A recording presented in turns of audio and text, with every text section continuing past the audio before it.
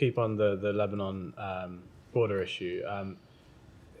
Is it fair to say that this has now become like a greater focus of your diplomacy, like in the meetings this afternoon, than the situation in Gaza? This seems to have, really heightened in terms of the rhetoric coming from both sides. Do you see this as a sort of the priority is now avoiding a broader conflict in the north?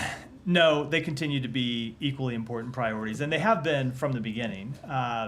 We have been incredibly focused on the situation in Gaza since right after October 7th. But if you go back and look at what the Secretary said in his first visit to the region, or what we said in really every trip, keeping the conflict from escalating has been one of our overriding strategic goals. And there have been times when it looked like there was more of a chance of the conflict escalating than others. Obviously, we had the time when there was direct fire against the state of Israel from inside Iran. We've seen the pace of attacks across the Lebanese border kind of rise and fall over time. But that overriding strategic objective has been there from the beginning for us. We continue to focus on both. This is not what you were saying, but I would just say the number of questions we get about any one topic is not always indicative of the actual work that's going on inside the government. We continue to work to pursue a ceasefire. There are conversations going on between our government and the governments of Israel, Egypt, and Qatar about how best to achieve that ceasefire in a way that protects Israel's security interests, gets the hostages home, alleviates the suffering of the Palestinian people. But no, I wouldn't rank them in any kind of order. And also on the relationship with the Israeli government, there's been this fallout from the video that Prime Minister Netanyahu made talking about what Secretary Blinken said to him in their meeting.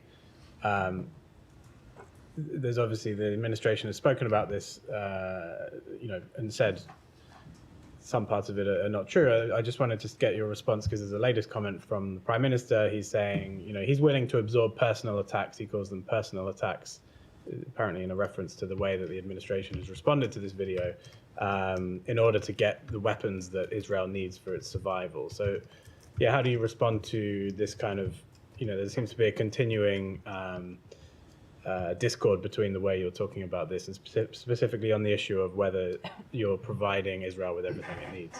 So I'm not exactly sure what the Prime Minister is talking about or what he was trying to accomplish. All I can tell you is what the Secretary told the Prime Minister directly in his meeting in Israel last week, which is that our commitment to Israel's security is sacrosanct. We have proved that not just with words, but with deeds. And I don't think it's productive to engage in an intense public back and forth about this. So we will just let our actions continue to speak for themselves as they have since October 7th.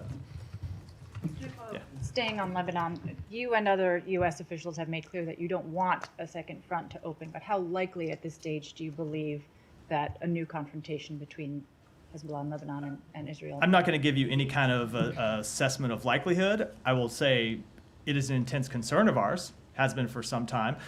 As I said, there are times where we have been more concerned about it. Others. It has never gone away as a concern, but whenever you see an increase in strikes across the border, that magnifies our concern at any given moment. So, of course, we have intense concerns about it right now, which is why we are pursuing diplomacy to try to achieve a resolution.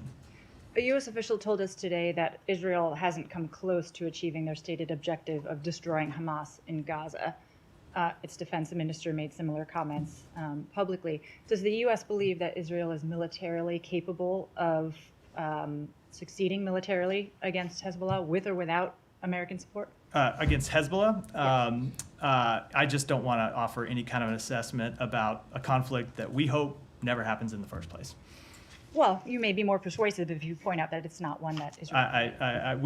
We have conversations about that sort of thing behind closed doors, but I don't think it's helpful for me to offer that kind of assessment. And then just because so much of this has also been predicated or has been accompanied by the U.S. diplomatic push to achieve a ceasefire in Gaza, where do those talks stand? Have mediators re-engaged with Hamas to get a read on what the bridgeable gaps are at this stage? We are engaging in conversations, as I said a moment ago, with the governments of Egypt, Israel, and Qatar about how to move forward, responding to the proposal that Hamas made last week.